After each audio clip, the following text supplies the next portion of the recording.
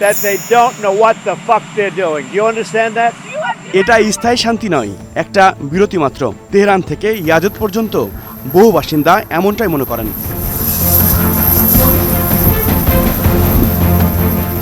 ধারণা যুদ্ধবিরতি বহাল থাকবে কিনা তা নিয়ে সন্দিহান ইরানিরা। এর বড় কারণ ইসরায়েলি কর্মকর্তারা এখনও হামলার হুমকি দিচ্ছেন। তারপরও সংঘাতের সময় বাস্তুচ্যুত কিছু ইরানি পরিবার বাড়ি ফিরেছে, অন্যরা পরিস্থিতির ওপর নজর রেখে অপেক্ষা করছেন। 2 সপ্তাহের তীব্র বিমান আর ক্ষেপণাস্ত্র হামলার পর ইসরায়েল ও ইরানের মধ্যে যুদ্ধবিরতি চলছে। বিশেষজ্ঞরা বলছেন যখন তখন ভেঙে পড়তে পারে এই যুদ্ধবিরতি।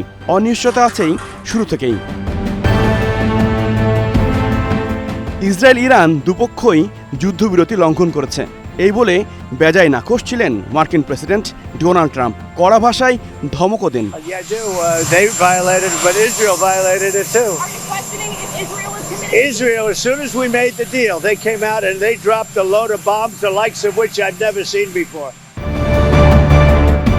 পরে অবশ্য নমনীয় হতে দেখা গেছে ইসরায়েল প্রধানমন্ত্রী বেনিয়ামিন নেতানিয়াহুকে।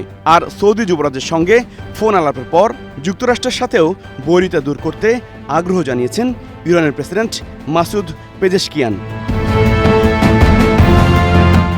গেল 13 জুন ইরানের পারমাণবিক ও সামরিক স্থাপনা সহ আবাসিক এলাকায় হামলা শুরু করে ইসরায়েল। টার্গেট কিলিংয়ের শিকার হন বেশ কয়েকজন সেনা কমান্ডার ও বিজ্ঞানী। সব মিলিয়ে প্রাণ হারান 6 শতাধিক ইরানি। বিপরীতে ইসরায়েলি শহরগুলোতে ব্যালিস্টিক ক্ষেপণাস্ত্র ও ড্রোন হামলা চালিয়েছে ইরান। নিহত হয় কমপক্ষে 28 জন। কূটনৈতিক তৎপরতা সামরিক সংঘাতের ঝুঁকি হয়তো কমাচ্ছে, কিন্তু এত প্রাণ ও সম্পদের ক্ষয়ক্ষতি দুপক্ষের মধ্যে যে অবিশ্বাস জন্ম দিয়েছে তা কাটতে সময় লাগবে। তবে পরিস্থিতি উন্নতির অনেকটাই নির্ভর করছে পরাশক্তি যুক্তরাষ্ট্রের ভূমিকার ওপর।